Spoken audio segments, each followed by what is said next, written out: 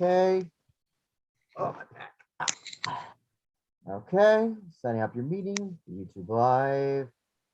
And we are live. Hey, everybody. You're watching and listening to the We Are Rising podcast. This is your host, Andrew Benjamin, and I'm joined by a very special guest with us today. We have the Bellator historian and expert, TeeptotheJunk. Teep, my man, what's up? Happy 2022, hopefully, so far for you. Yeah, man, great talking to you. How's everything going, Andrew? Shit. Same shit, different year. Hopefully things will be better this year for almost everything, hopefully. Well, in Bellator terms, they finished out the year with a bang. But yeah, man, this is looking sweet. This is a great card.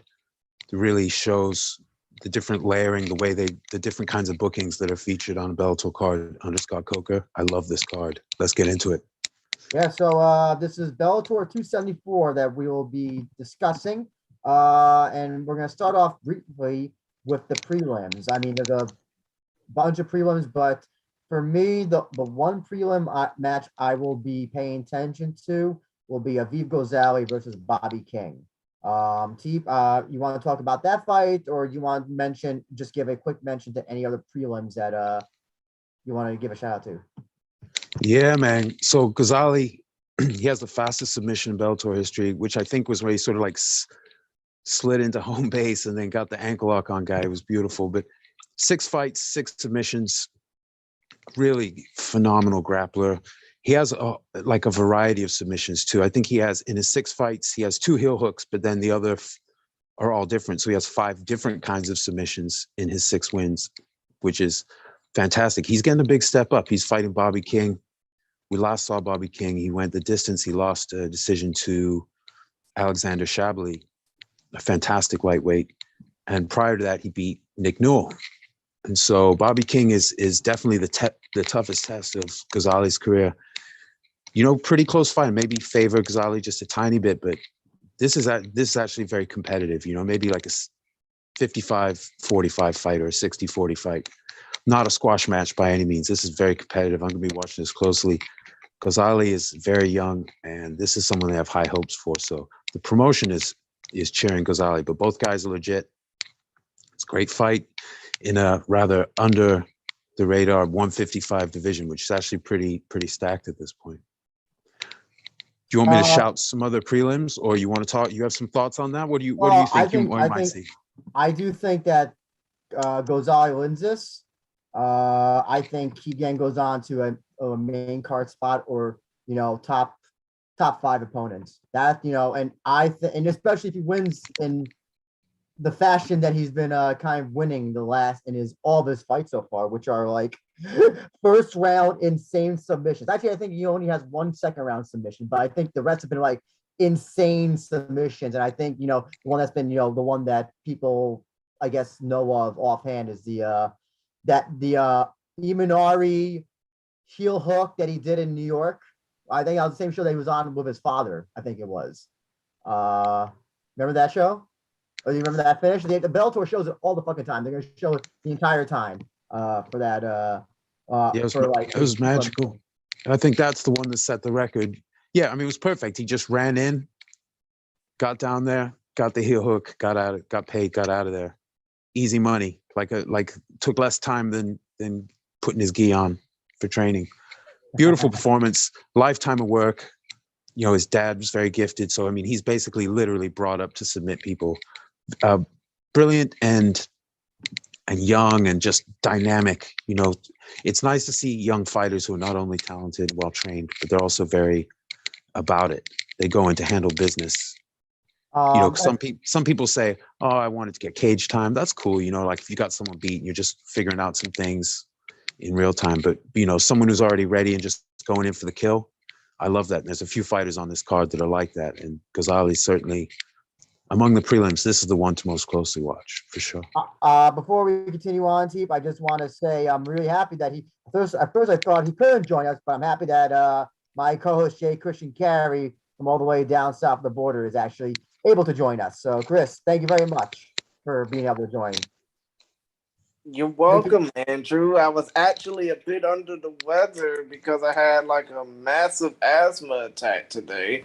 And I didn't think I would be joining in because, I thought this would be later in the day. But here I am, ready to talk some Bellator with you guys, I guess. Yo, what's up, man? How you doing, brother? Nothing much, Teep. Just trying to enjoy myself on this Valentine's Monday. Getting rid of the Super Bowl hangover and all. But still, though, when it comes down to Bellator, they just had one event. They just had one event to kick off the year. That was back in Phoenix, I think about 2, maybe 3 weeks ago. What do you think is going to be the whole outlook for the rest of the year, considering the fact that they have Ryan Bader facing off against Czech Congo just after he became the unified Bellator heavyweight champion over Team Fedor member Valentin Moldavsky. And, considering the fact that Japan just opened up their borders. Chris, sorry, I have to correct you. Unfortunately, they did not officially open up the borders just yet. Okay, so basically they're going to do that on March 1st. But the thing is, will we see Bellator kick off the Bantamweight Grand Prix in Japan with a Kiyoshi Horiguchi fight? I would love to see that. They break the opening round up into two cards, hopefully, 2 events. And yeah, definitely do it in Japan. That would be absolutely amazing. I'd love to see Patchy Mix back in Japan. But who knows structurally how they'll do it or what Showtime wants to do.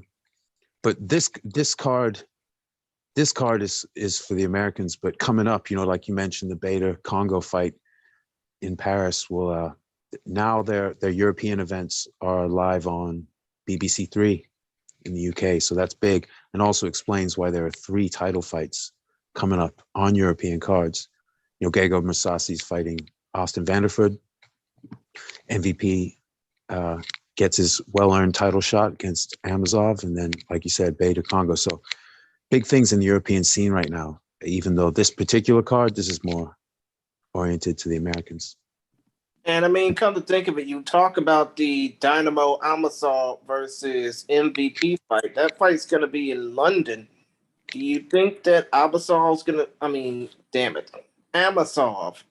is going to come into a distinct disadvantage? It might be that MVP, he's certainly an entertainer, so maybe he'll play off the energy of the crowd, but it's hard to say. Stylistically, I think, fight IQ is going to win this fight. MVP is superior on the feet. Amazov is superior in the grappling, but both are able to hold their own, at least defensively, in the other realm. So fight IQ, distance, timing, it's a great fight. And finally, MVP is definitely now the worthy top contender. So, but later on, I've got a couple points about the rankings and how the bookings are going to be made, but I'm wait till we get to the main event. Well, go ahead. I'll speak when I need to speak. Andrew, you can go ahead and continue because you probably got more of the lead on this anyways. Oh, yeah. Before we go into the main card, we're just talking about Aviv Ghazali being his fight with Bobby King probably being, I think in terms of like the most, I think it's for me, it's the prelim match I'm looking forward to the most, and to me has the most stakes.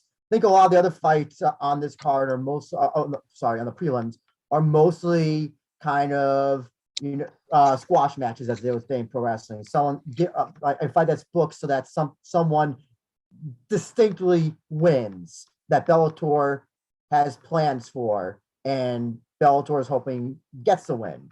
I guess it's also notable to point out one of those fights is actually Brennan Ward making his his return from what seems like years and years ago that he had his last fights. Ward came back. Sorry, go ahead. Sorry, Teep, hate to interrupt, even though it's kind of my thing. But here's the thing about Brennan Ward, though. He's basically coming back after not only retiring for a few years, but going through, issues with drug abuse and getting arrested and basically tarnishing his image.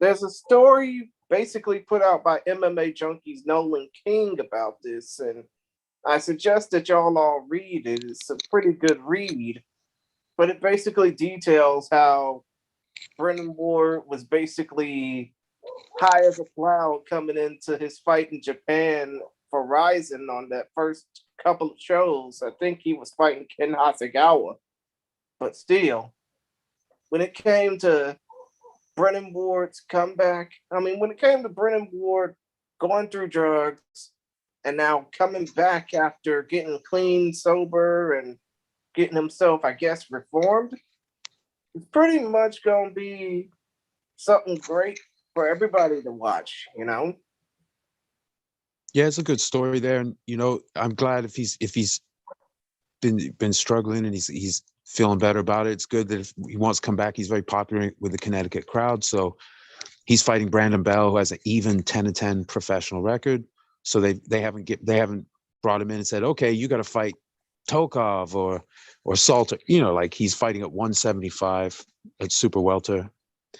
And best of luck to him and his opponent. Hopefully, it's just a good fight and that he's making some money. It's hard. Games hard. I also think that if had he been charged or arraigned or something or convicted, I don't think he'd be allowed to even fight. Probably his license would have been, his fighting license would have been suspended. And probably it wouldn't have been suspended, Andrew. You would probably know this more than anything. It would be revoked.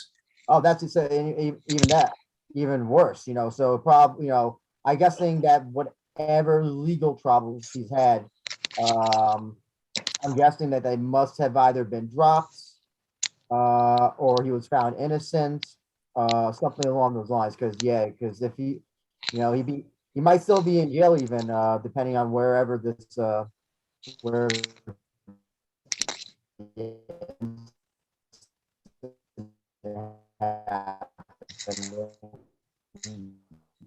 Certainly not allowed to fight if he has no fight license. As a Ian McCall level of just fights that never worked out, jiu-jitsu, bare knuckle, MMA, and this is his first fight since 2017. I'm assuming that he never did not give up training. I'm assuming that he was still always in the gym training. So I do think it is interesting to see somebody come back from a long layoff, and see, how they, I always like to say that the best return from a long layoff was Dominic Cruz's. That will always to me be the best one ever. That was the Miz finish, right? Yeah. Yeah, that was fantastic. That was a fantastic performance. That was so inspiring. So if that's the level of Brennan Ward on his return, hey, you know what? I'm looking forward to that. I guess but here's the thing though about these fights. We've basically seen fights in Bellator where the supposed local athlete or journeyman always gets the better of the guy returning. Do you think that in this case, Brennan Ward doesn't? Do you think that in this case, Brennan Ward needs to actually take this fight serious and not see this as just some Johnny-come-lately who's here for a paycheck and only looking to just get by? I'm sure he's coming in dead serious, because if he does really well, who knows? Who knows what? I imagine he's in on it. I don't know if he had fights left on his contract and they let him go try with the bare knuckle, or if his contract was finished. But if it was finished, they haven't announced a signing. So this is like a audition to get back in the fold, possibly. But hey, guys, can I steer you guys to a couple of these other prelim fights? Please do. Go ahead, T. Okay, so the first couple fights on the card, like just starting, like if anyone listening, if you go to Tapology's Bellator 274 page, I'm just going to start at the bottom and just run up very, very quickly before we hit this awesome main card. So the first two fights are probably from local regional gyms. This is like auditions.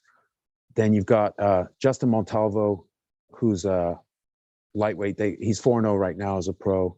A lightweight they have high hopes for. He's fighting 3-2 Corey Samuels. Montalvo needs to destroy. Certain fights, there is the blue chipper that's involved needs to destroy. You got Jordan Newman, who's 3-0. I think he's out of Rufus Sport, but badass middleweight prospect. He's fighting 2-0 Cody Herbert, who came through Gamebred FC, who's 2-0, but really Jordan Newman needs to and probably will destroy here. Deanna Bennett and Justine Kish are fighting. I have no comment. I don't know everything about all these fights. We talked about Ghazali King, Jalen Bates at 135. Jalen Bates is one of the hottest bantamweight prospects in the sport. 9-0 amateur, 4-0 pro. He's fighting Chris Disano, 6-4. Jalen Bates needs to destroy here. We talked about Brennan Ward, and the other key prelim fight and a competitive fight, very competitive fight at lightweight, 155 pounds. Mandel Nallo, who's 8-1, is fighting Nick Brown, who's 12-1. And both these guys are badasses. Nallo hasn't been very active, but when he has been active, he's generally looked excellent. He lost one fight from leg kicks. That's his only loss as a pro. This is going to be a good fight. This is a fight that could have the winner of this should be fighting a ranked opponent 100%. So small stakes, but there are stakes involved. Okay. Now you're basically saying that fight is pretty interesting, but the one fight that you basically didn't have any comment on is the Deanna Bennett versus Justine Kish fight. Yeah, man, enlighten me, because I don't want to talk like I know when I don't, and I don't. So I have a theory behind that, and it's probably not true, but whatever. So they were originally going to have Vera Ortega and Gilbert Melendez's wife, Carrie Melendez, on the show.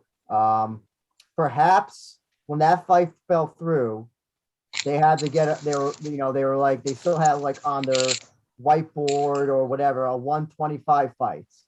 So that's why they reached out with this fight. I could be entirely wrong, but that's my theory why it went from that fight to this fight.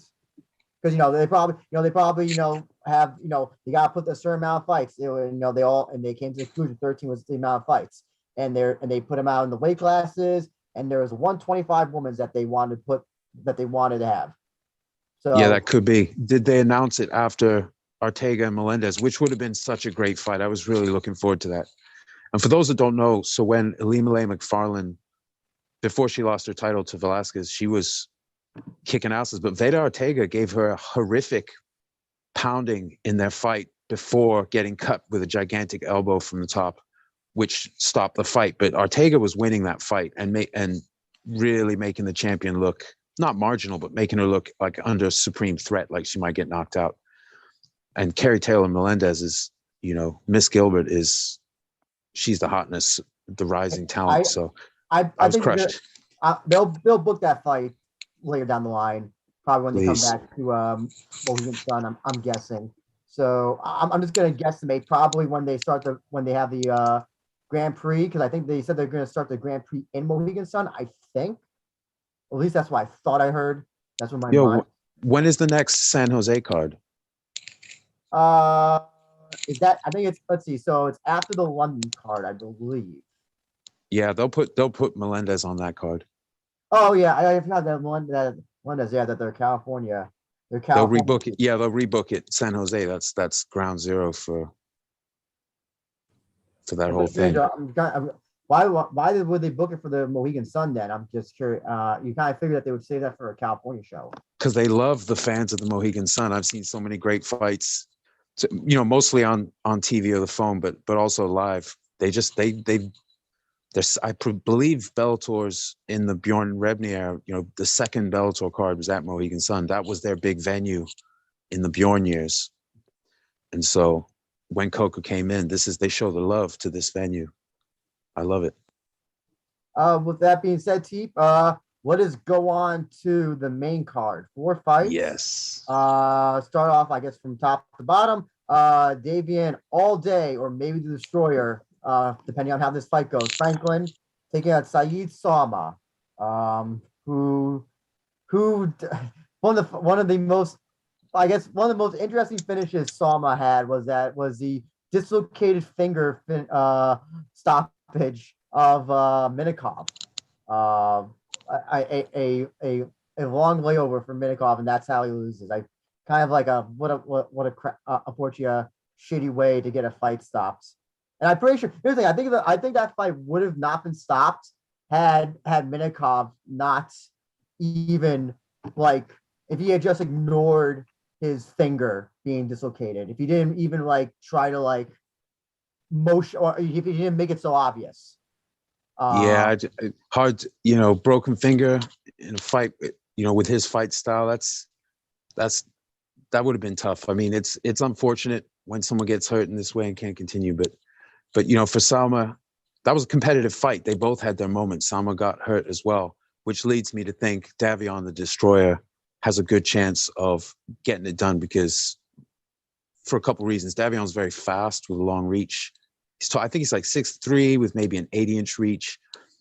And he comes in right under the, like 264.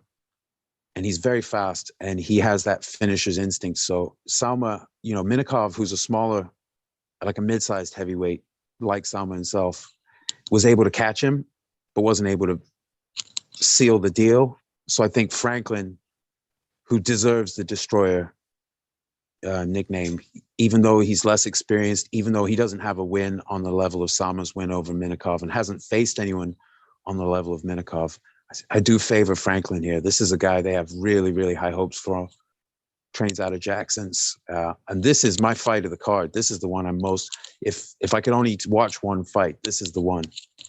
Look out for this. I did talk to Davion in a pre-fight interview, and he did make a mention that that one of the reasons he believes that he beat Salma is that Salma lost to Tyrell Fortune, who's now kind of on a downswing.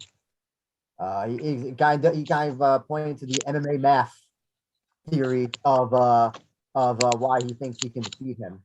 Any thoughts on that, Teep? Do you believe in MMA math at all?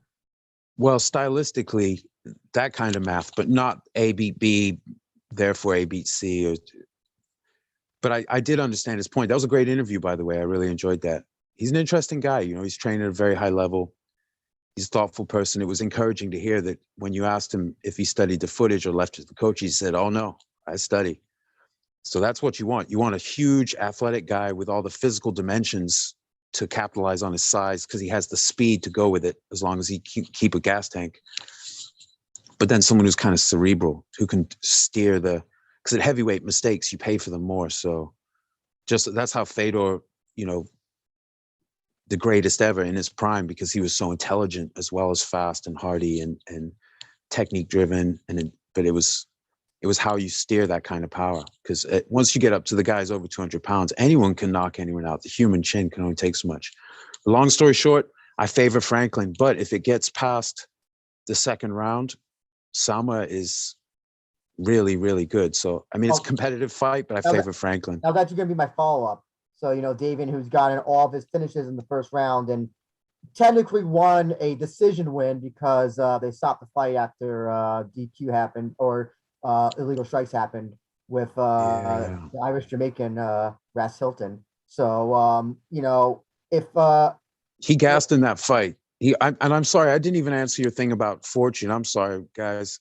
So yeah, he gassed in that fight against Ras Hilton, but he said he learned from that, and he's looked spectacular since. So when he's on, Davion the Destroyer, but it is a question. Salma can capitalize. He has excellent technique. He took a lot from Minakov, but Minakov doesn't hit like Franklin, even though Minakov's fought so much more at a high level, more experience. But what he was saying about Fortune, I don't see Fortune as on decline. But Tyrell Fortune was. Oh, sorry, go ahead, Team. Yeah, I was just going to say the one that, for me personally, at least, Fortune in the fight with Linton Vassell, he was winning on the feet and then kept initiating the wrestling even after he had been reversed a couple times. So I don't know if it was a gas tank issue or just a fight IQ issue, but Franklin, what he was saying about Fortune, I don't know if that's just how he feels, but I think Fortune is still excellent, but his fight IQ, he needs like tactical adjustments. He needs to sort of recognize moments in the fight, or his cornering needs to steer him, because they should have been like, just keep it on the feet, knock this guy out. You're winning the exchanges. You're landing way more. So he kind of put himself in maybe it was just because he's self-identifies as a wrestler. But I think the other point he may have been making, and he may have even said it, but I honestly don't remember because even though I just did the interview last week, it feels like I did it 3 years ago. Was that because he couldn't finish Soma, that's it's a testament that Davian. Let me get my thoughts right. So because he couldn't finish Soma, it went to decision. And Davian has not. He's finished all but one of his opponents, and so he has a greater chance of finishing Soma. I think that's the point he was trying to make. Does that make sense, T? Yeah, that makes perfect. That was the sort of the thrust of his what he was saying. I don't want to put any words in his mouth, but yeah, that was I'm trying. I don't sort want of to his saying. And I think in the Minakov fight, which I enjoyed until the unfortunate stoppage, but Minakov was able to clip Sama. So, Minakov, I don't think isn't any faster than Franklin, and he's smaller. And so the power behind Franklin, we saw in Franklin's fights, in the 3 that he did finish, the first one, he just tackled the guy and beat him down. That was like a mugging. But the second one he gassed. And then if I'm not mistaken, his last 2 fought Tyler King, who we saw in Ryzen, destroyed him. Looked really good. One thing I like about Franklin is he has a very, very serious jab. And so when a guy that big knows how to really, step that weight on the front foot and really like drive that jab, that can be a knockout punch. That's, the lead hand, there's no rule that can't be a game-changing power punch, especially if you got a guy who comes in at the heavyweight limit. So Salma, I think it's a little bit of an uphill battle for him. He's going to have to fight a very, very intelligent fight. But I do expect him to do exactly that. So very interesting, because if Franklin gasses, he's in a lot of trouble. Sama isn't going to let him off the hook. Do you think the winner of this is are they? I don't know exactly where they are in the rankings, but I think aren't they like top 10 at least at this point? Yeah, that's right. Franklin, I believe, is number 8, and Sama is at number 9, if I'm not mistaken. I guess probably one more for the winner, and then they would probably get a title shot potentially after Congo and Bader. I could certainly see the winner maybe fade. I don't know if Linton Vassell, maybe they'll be going to be booking him, if he's not already booking him for the London card in May. But I wouldn't mind seeing the winner fight Linton Vassell or Big Tim. Someone in the top 5 or 6, like the winner of this, they're both ranked. So the winner of this should be fighting, ideally, if they're getting the path to the title in a fight or two, they should fight somebody above them from wherever they end up on the rankings. They should be, or at least higher than they are now, because the winner should rise. This is ranked versus ranked. And it's not the only ranked versus ranked fight on the card. This is, they're doing a lot more of that. Now they have established rankings. They're really following them beautifully. Any thoughts on this fight, Chris? I mean, to be honest, I don't really have a dog in this fight, ironically enough, but still, when it comes to the Bellator heavyweight division, you would have to think that everybody is gunning for what Ryan Bader has, and not that many people know the contenders underneath Ryan Bader. Wouldn't you agree, T? Well, we're going by, so the media runs the ranking panels, right? They got like 17 people or whatever, 15, 17 people. So it's not Bellator telling us who's ranked. It's the media that they've entrusted this to submit it to a third party. So when we're talking rankings, this is not like my version of the sports ranking, but within the way that it's structured, they have Bader's the champ. He just beat Moldavsky, who's still ranked as the top contender according to the rankings panel. I don't think that makes sense, but that's how they have it. Congo is the next highest guy. They brought him right in. He's getting the title shot next. Happens to be in Paris, but he's coming off the win over Karatanov. Showed a lot of heart in that fight. I mean, an intense amount of heart to actually win that. I mean, he collapsed after the fight. He couldn't stand. He was so tired and beat up. So he beat Karatanov. So he's earned a redo against Bader from that no contest, and they're going to get it on in Paris. It's a great fight. It's going to be on BBC 3 in the UK. So it's just everything timed out beautifully for that. But I loved how they brought in the next highest ranked guy who didn't just lose to the champ and just tell us he can have the title shot. I don't like all the politics. I want it to kind of run like a sport, because say you're watching a team league, like a league sport, like the NFL, when you're in a playoff game, you know what the winner is going to do. So like with the Mats Burnell and Adam Borik's fight coming up. They've said this is a top contender fight. The winner of this fights for the title. I love that. That's sport. So I just enjoying Bellator more and more. The rankings era, even though I disagree with some of the rankings, you know, like the effect of it though, they're following them pretty closely. I love that. Makes it more fun. Right, of course.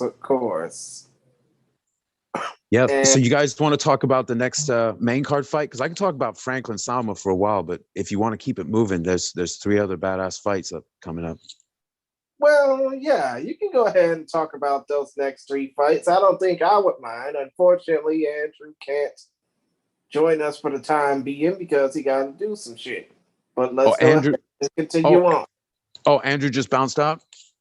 Nah, he said he was running a quick errand or something. Oh, that's cool. But let's keep talking about heavyweight then, Christian. How about obviously, what's the obviously next 3 fights on this upcoming card is going to take place, I think, next weekend, right? No, wait, actually, this weekend. This Saturday. Yes, this Saturday. But hold on, at heavyweight real quick. So go ahead. Talk about 3 other fights. Yeah, I gotta break out a little more heavyweight, then I'll go into those 3 because I know Andrew's gonna have something to say about these. So at heavyweight, so the Fedor sweepstakes, who do you think they're gonna give Fedor a title shot? Because okay, check it out. So Bader is fighting Congo, right? So that's the champ fighting number 2. Moldavsky's number 1. He just lost. Fedor is the next highest ranked guy, right? He's having his last fight maybe late summer, early fall in Russia. They can just give him the winner, go out on a title fight. What do you think? I don't think that would happen because if you think about it, yeah, it's Fedor. He's iconic. He's one of the greatest fighters, if not the greatest fighter of all time as far as mixed martial arts goes.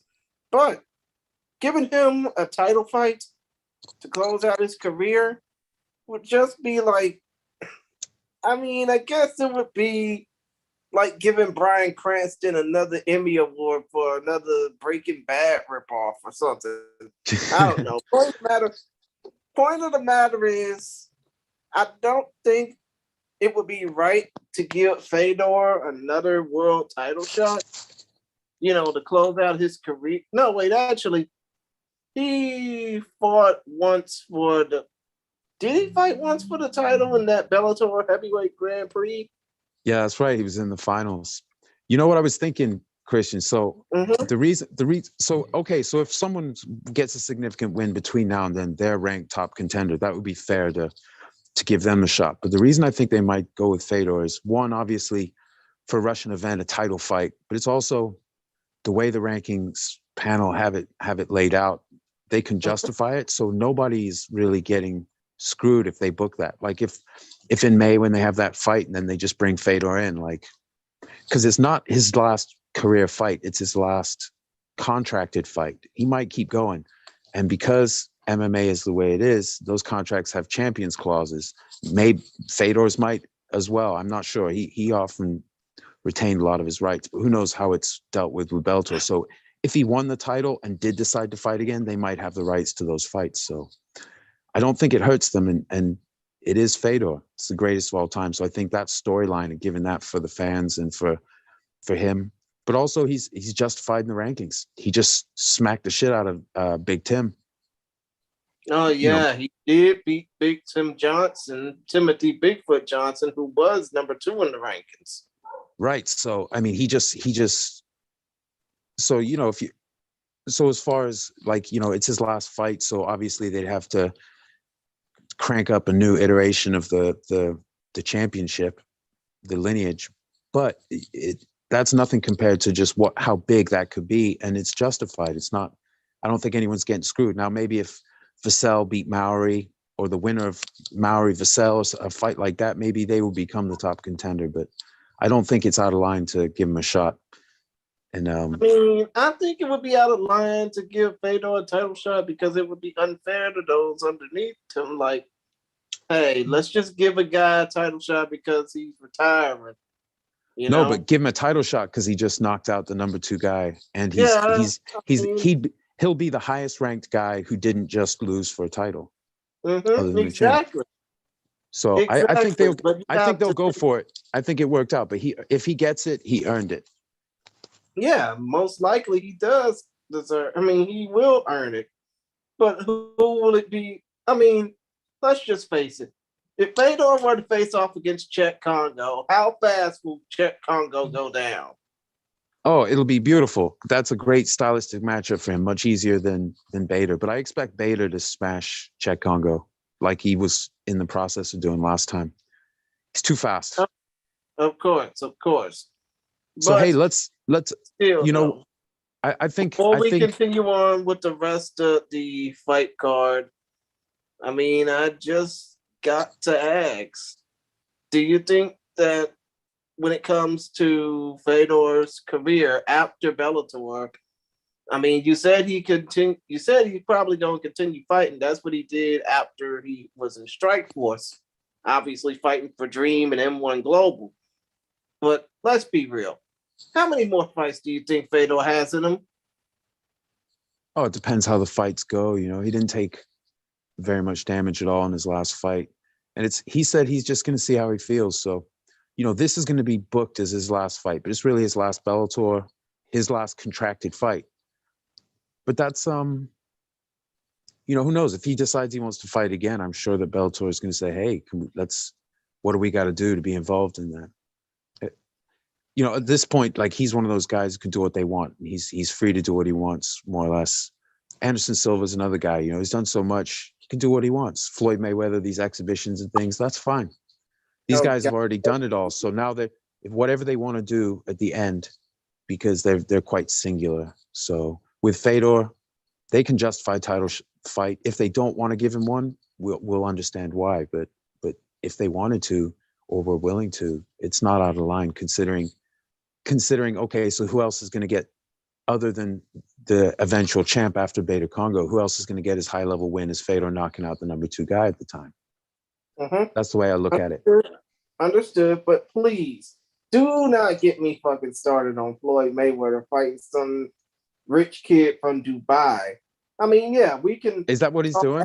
Talk to him about Anderson Silva knocking the shit out of people in boxing, because let's face it, after fighting in the UFC for about 15 years, he deserves to knock a few bums and a few so-called legends off his checklist in boxing. But still, though, well, these guys are making money. You know, Floyd, he's already done it all. He's not ranked, so no one's getting screwed at that opportunity. You know, he's not holding the belts hostage. He's just out there making money, putting on exhibitions. That's age old in boxing. That goes all the way back. You know, sometimes during their careers and a lot of times after. Let me guess, to John Henry Armstrong? Hank Armstrong? I don't know if Hank Armstrong did exhibitions. I'm not sure. I'm sure at some point he probably did, but like going way back, 120 years back, a lot of these guys in between, even the champs, especially the champs, I should say, you know, they made a lot of money doing exhibitions of boxing, 3 rounds or 4 rounds or 2 rounds, multiple kinda guys like in a night. I mean, in a way, kind of like Julio Cesar Chavez Sr., right?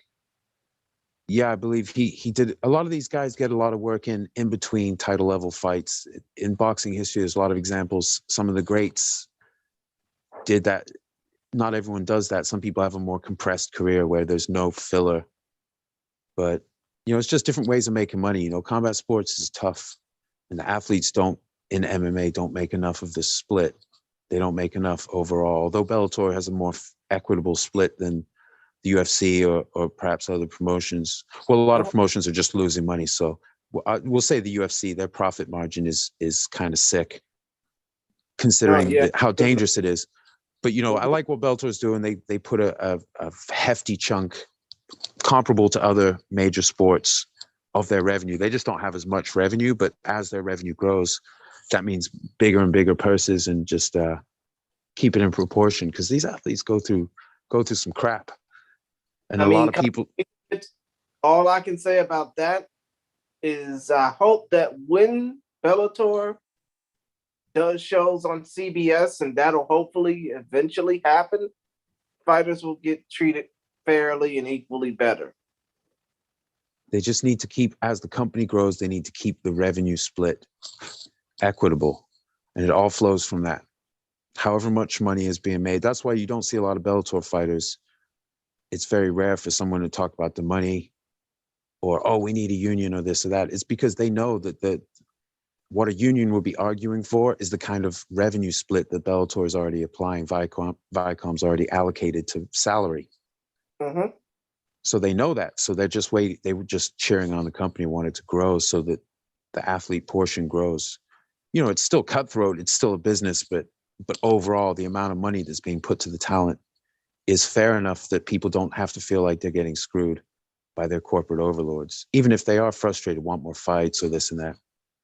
It's tough, man. So I try not to resent anyone just going for straight money plays, but in the title chase, I really don't like the politics of the fight game. I just want to see the best guy. I want to know who the best guy is.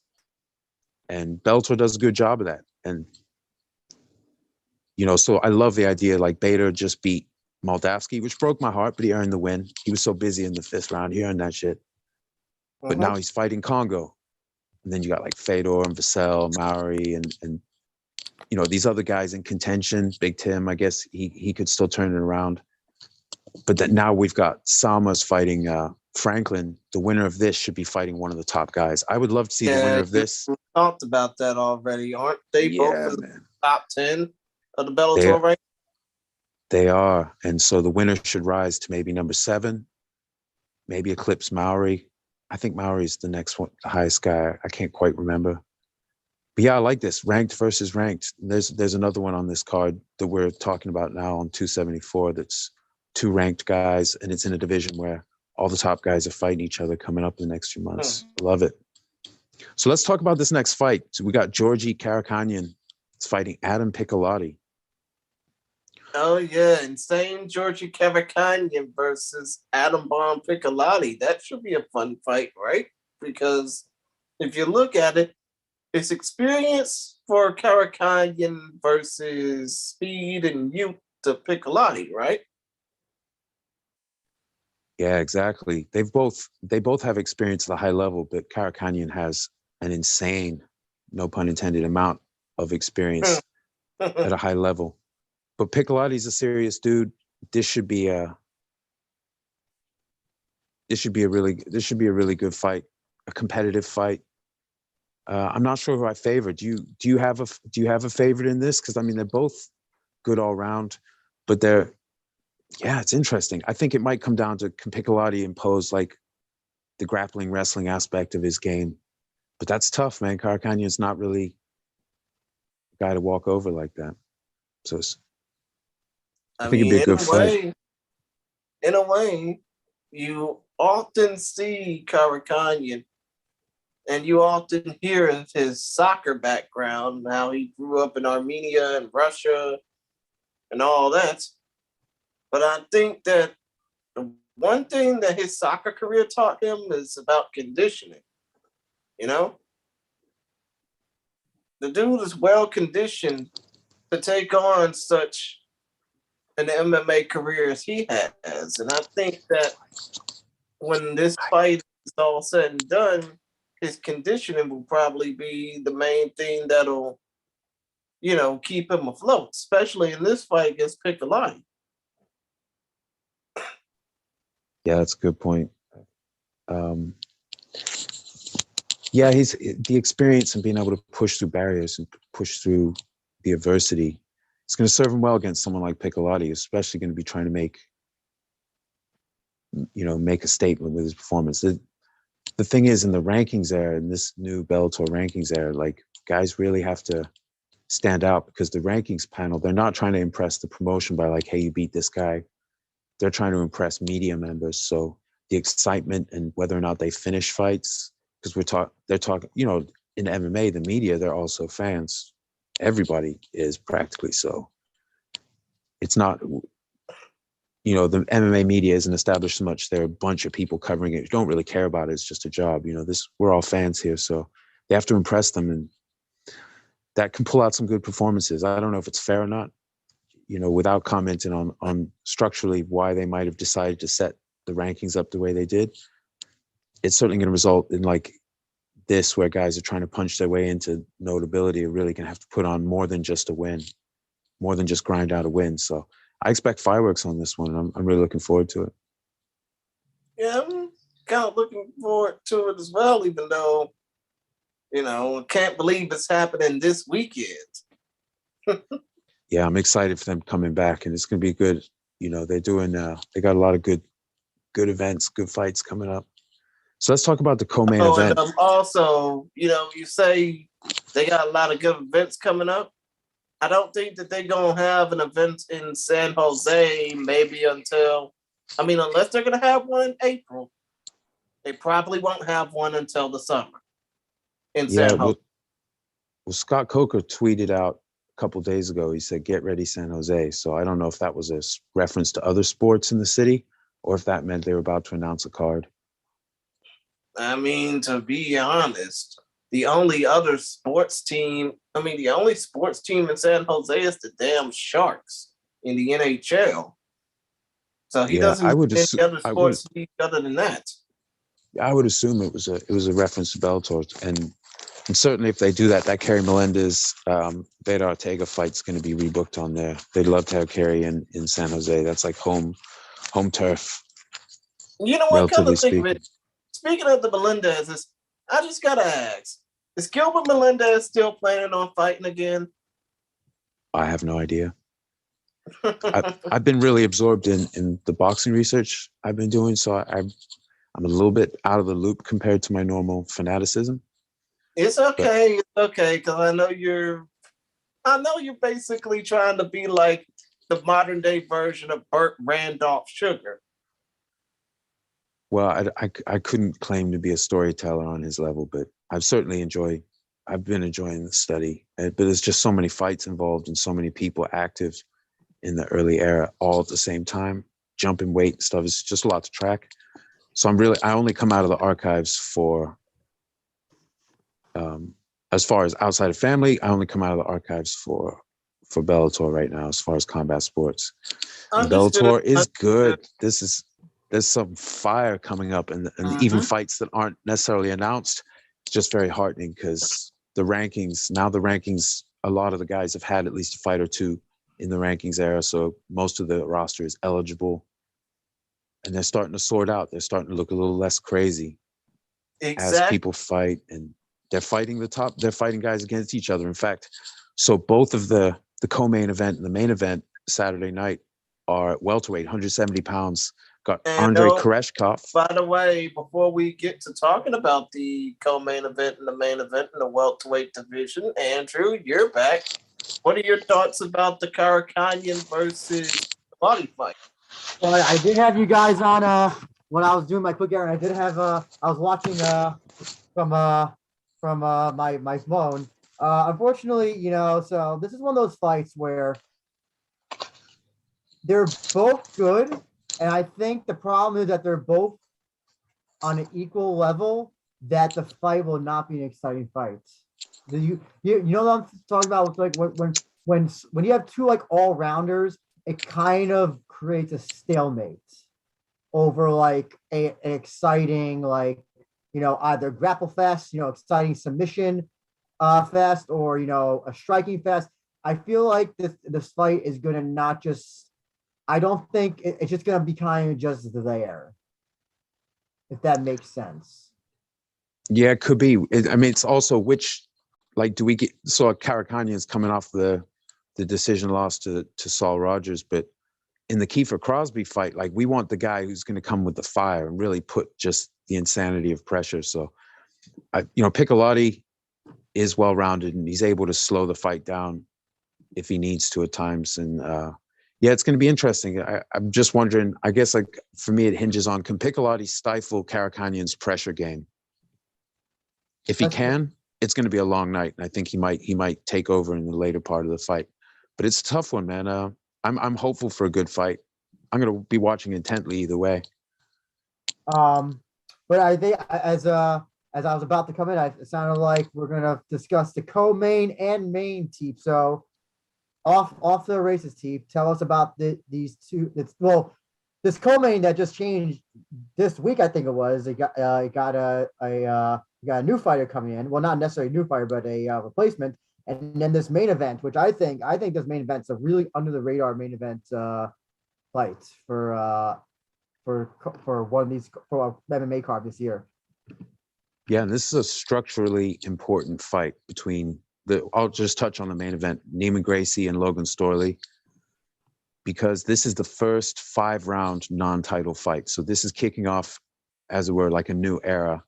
So we had in last April, we had the Showtime rankings era kicked off, April 2nd.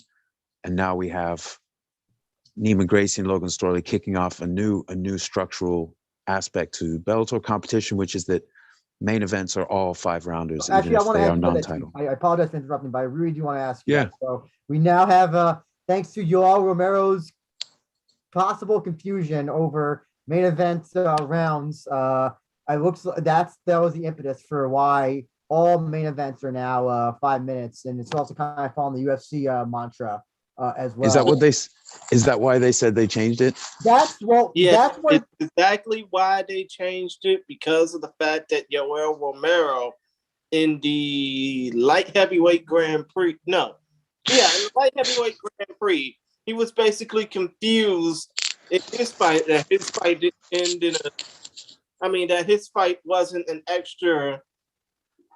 Shit, what am I thinking? His fight in the welterweight Grand Prix was 3 5-minute rounds. Basically, I think the UFC has changed the way that main events in mixed martial arts, with the exception of obviously Rising, are supposed to feel like.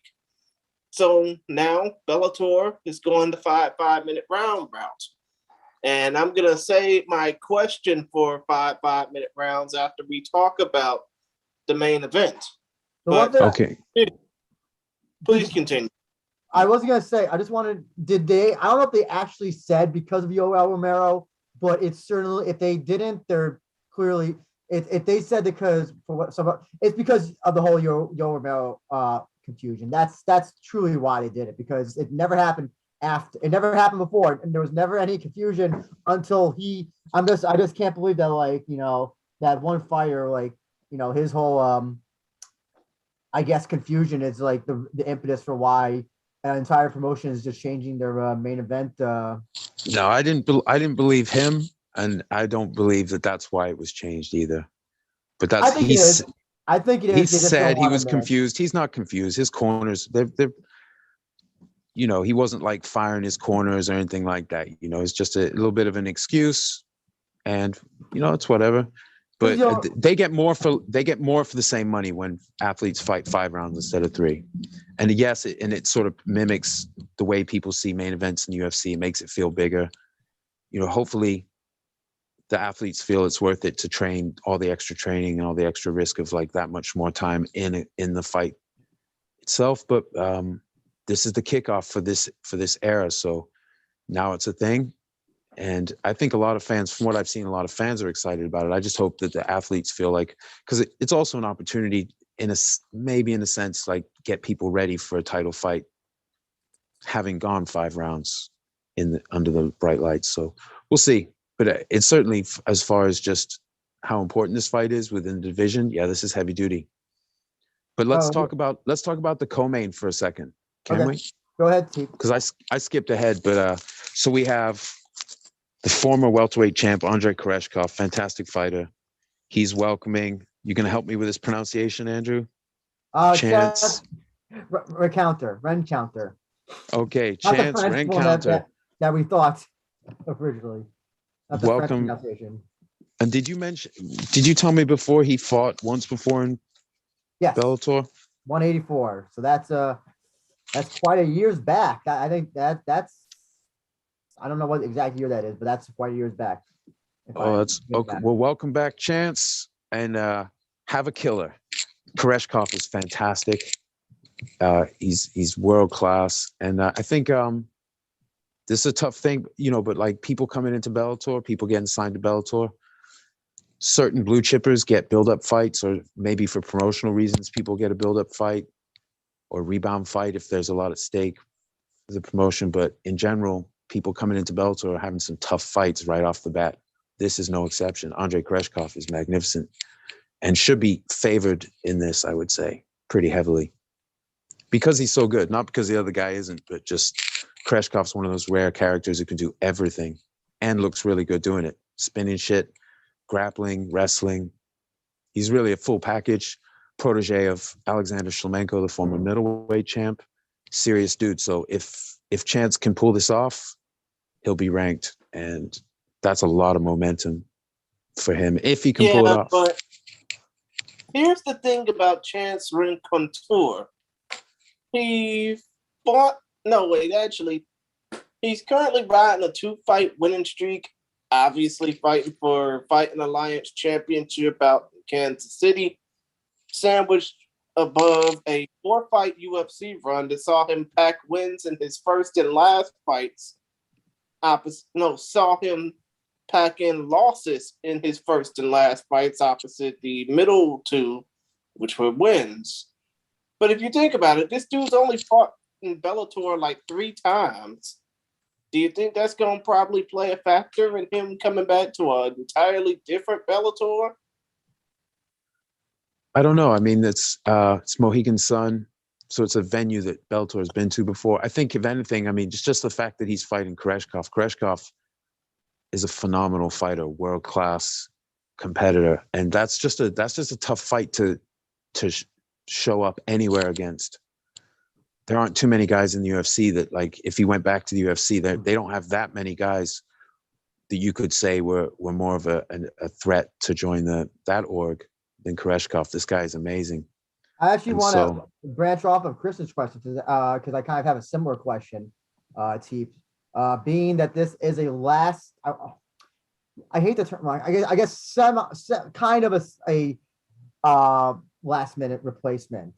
So my theory is that Rencounter probably was lined up to have a fight in Bellator maybe this year, but because of the pullout, is it possible that they just said, hey, you know what, we were going to use you later in the year, or like later, some show down the road, but since Burkov is out, do you want to do this fight? Is that at all possible, Teep? Yeah, absolutely. They have their eye. They realize he's there, and they say, okay, now it's time to make the move. Because they bring in guys. Some of them earn contracts. Even if they don't necessarily win all their fights, like Mark Lemminger, they re-signed him because he put on a good performance, and they were just like, okay, yeah. Even though he didn't go undefeated, but also, yeah, Berkhamov, was coming off that fantastic guillotine of Jaleel Willis, and so, which was probably his best career win to date, or certainly one of the top handful. He had a couple good wins in ACB, but yeah, with him pulling out, they wanted to bring in someone who's maybe known, who present a test, but maybe. Here's the thing as well for Koreshkov. This is a last minute fight. Do you think this at all?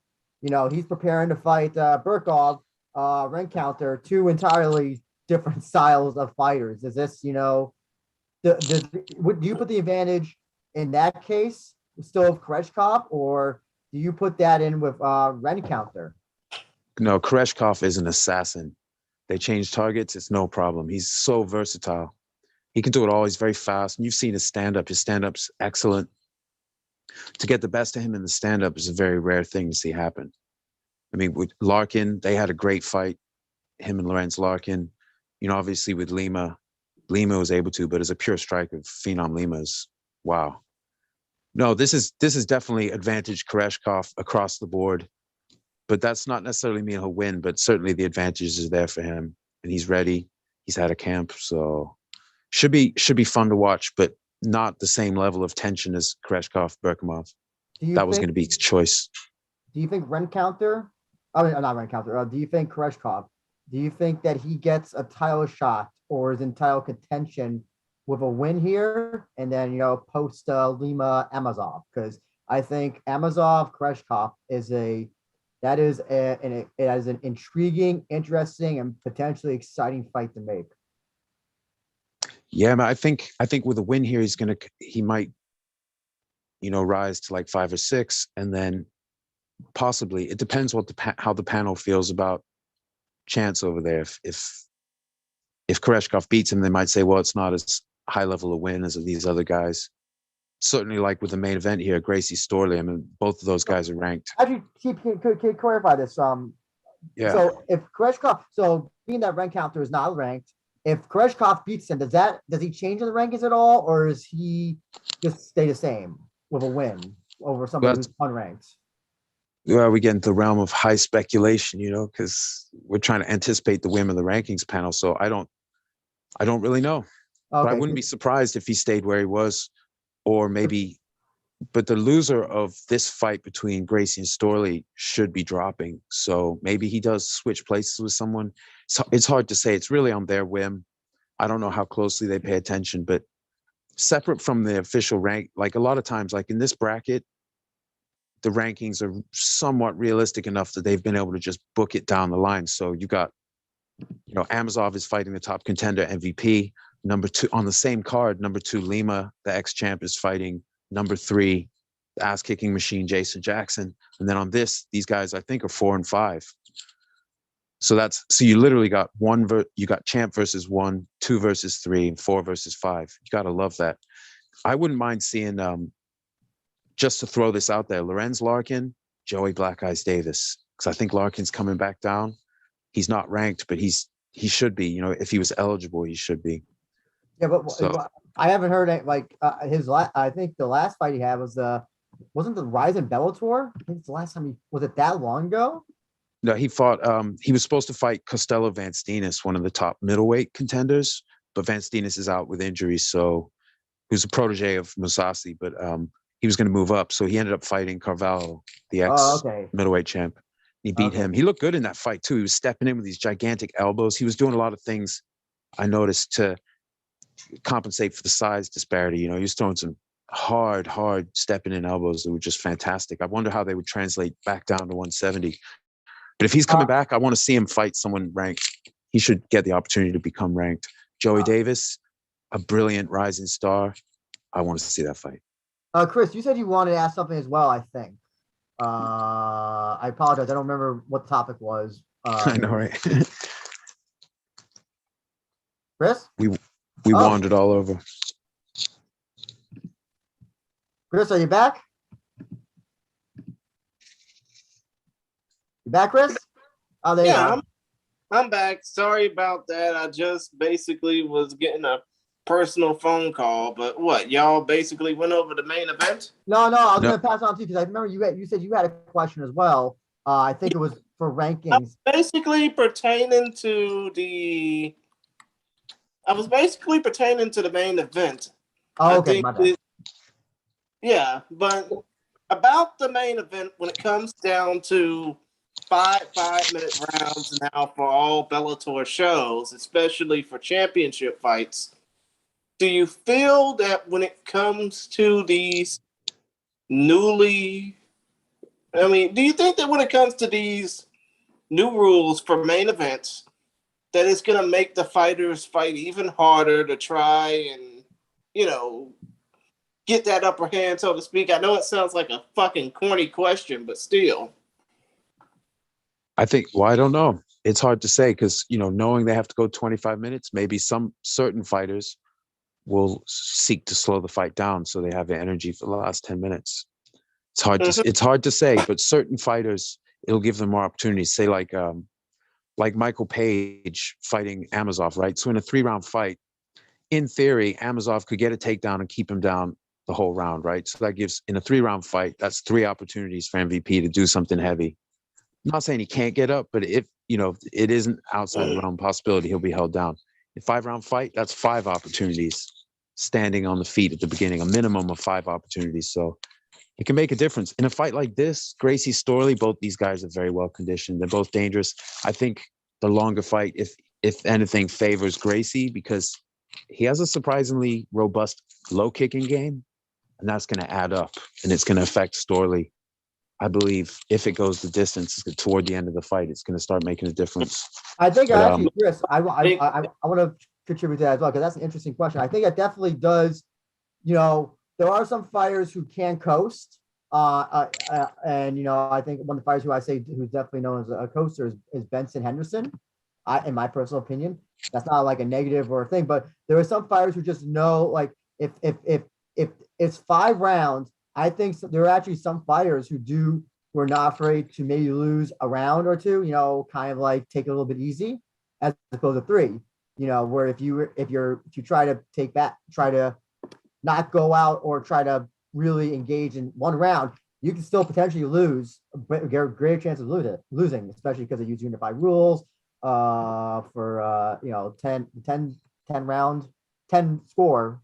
So I think that's definitely an interesting theory, and I'd be curious to know for the next, especially for this one, because this is not a title fight. I'm definitely curious to know, as a non-title fight, to see how both the fighters, Gracie and Storley, approach it.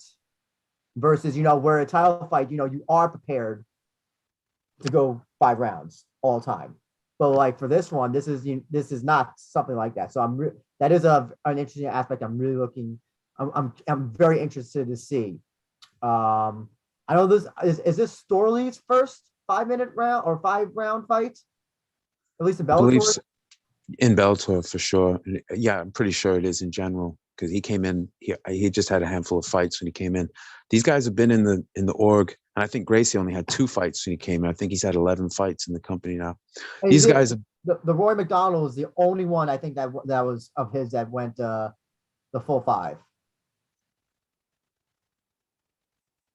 Yeah, wait, didn't he drop a? I'm sorry, I'm gonna look this up. No, it was the New York show. Remember, it was the New York City show at MSG. It was Gracie and Roy McDonald. Oh, that's right. That was a 5-rounder. Yeah, you're absolutely right. I think. No, it was because I was watching the show as I was driving. Yeah, of course, that makes sense, right? Because I got thrown because I was thinking, well, the Jackson fight went the distance, but of course that was 3 rounds. Yeah. So he has been 5 rounds, and Storley had that fantastic fight with Amosov, who's now the champion. And let me just once again say how gratifying it is that Amosov got the title shot over MVP, even though they were both coming off wins, and MVP is far more famous. Amosov didn't get screwed. That feels so good. And now MVP has beaten Douglas Lima and earned a title fight. So now they can fight each other, but it's under the right circumstances in the right order. I like that. That's sport. Sorry for interrupting, but I just want to make sure we get on track. I want you, so main event, Neiman Gracie, Logan Storley. Tell us on this fight. Tell us why it's a compelling fight and what break it down. Gracie and Storley, what do you think is their chances of beating the other? So in 5 rounds, Gracie is a supreme grappling threat. When he finished John Fitch, we should have, that was probably the win to make everyone sit up. But the fight with Rory was, he's able to be competitive at the highest levels. We know he's a finisher in spirit. He's not undefeated. He's 11-2. He's coming in against Logan Storley, 12-1. Storley's only lost to the current champ, Amosov, who is undefeated. Storley is a very well conditioned, wrestle boxer with emphasis on wrestling. And he was able to do it against Amosov a lot. But Gracie's a different kind of animal, uses a lot of leg kicks in the stand-up, which pay off in the longer fights. So advantage Gracie, but Storley, as far as like being someone going to try and submit Storley, we could see Gracie burn his limbs out maybe if they get in a position, but then he's going to be so hard to keep down. Storley is really world-class on that level. They're both ranked. I believe they're ranked 4 and 5 in the bracket. And the 4 guys above them in the pecking order are fighting each other in May. So big implications for this. That's a big question I have for you, Teep. So we did see what Neiman Gracie did to another wrestler, John Fitch. Can Gracie Storley, so to speak? I think so. I mean, it depends, because like Storley is not going to be someone that's very easy to get into a bad position. His positional awareness, and we saw it in the Amosov fight, is almost supernatural. But Storley has had in his, I think it was his last fight, where he's expected to win convincingly. He's shown that at times maybe he fights to the level of his opponent. So it may not hurt him, because Gracie, he knows how dangerous Gracie is, but he hasn't destroyed when sometimes he was expected to destroy. But he did perform admirably when he fought at the highest levels. So I think we're going to see the best of these guys. They're going to want to make a statement. It's a 5-round fight, so the winner of this could get a title shot.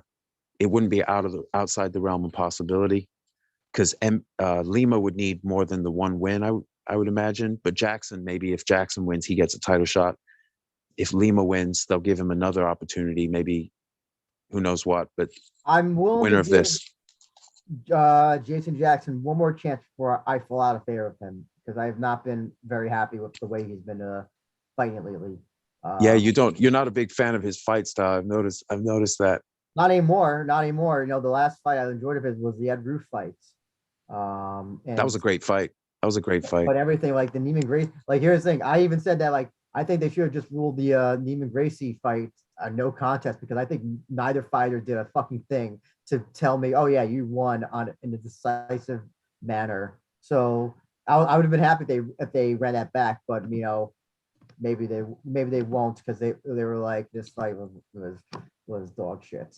So I think with Jackson, he's gonna put on his best performances with someone who pushes the pace.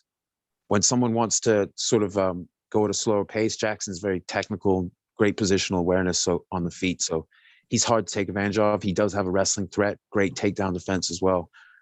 So, but he's not always going to push the pace severely, as you well observed. So, but I think against a certain style of fighter, Jackson could really thrive, because he's definitely has the talent and the ability to win, but he's not someone who's like really going to go fast and hard. My other question for you is, so we have seen Gracie's striking improve significantly, obviously since he made his step into Bellator. And in fact, he's gone to that level where he can be a little bit dangerous on the feet enough to make his opponent think and get worried, and use that to his grappling and submission advantage. Where do you think the striking, the stand-up, is in favor between the two fighters? Yeah, I think Gracie has an edge on the feet, and Storley is going to try to apply a wrestling attack.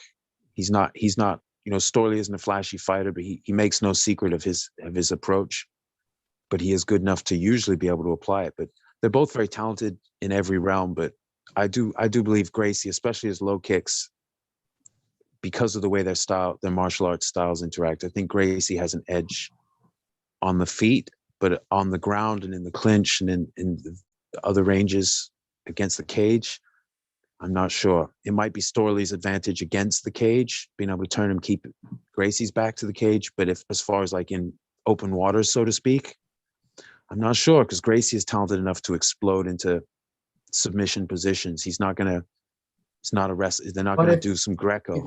If you're Storley, you obviously are not going to fight dumb and try to, you know, oh, you're going to go for a takedown. Oh, the head's a little bit out in the wrong position, you know, and then gets choked out. You know, I'm assuming that Storley is trained to not make, you know, a Cain Velasquez Verdum type of mistake when going in for a takedown against someone like Gracie as well. Having, you know, knowing when to engage potentially on the ground without putting himself in a dangerous position. I'm assuming that Storley has prepared for that. If he doesn't, it's going to be a short night. It'll be a very short night for him. Yeah, I think in some of the scrambles with Amazov, he showed his spatial awareness is fantastic. But there is always the threat of Gracie snatching an ankle or doing something that would be considered unorthodox in a wrestling exchange, just in the heat of the moment when they're reverting to their core skill set. I think there are opportunities for Gracie to snatch a limb in something that might be a position that was advantageous under more of a wrestling skill set. So, but again, Storley is really good in the scramble. So this might end up being quite a thrilling back and forth and come down to who has the cardio to keep it going in rounds 4 and 5. I expect a high pace. Maybe after a minute of feeling it out, I expect Gracie to start working those low kicks. We're going to see.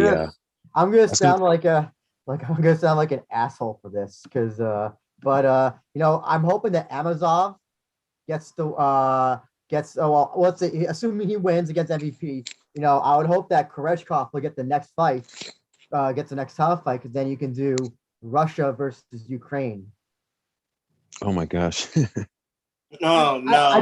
I just thought of that. Are you fucking serious right now?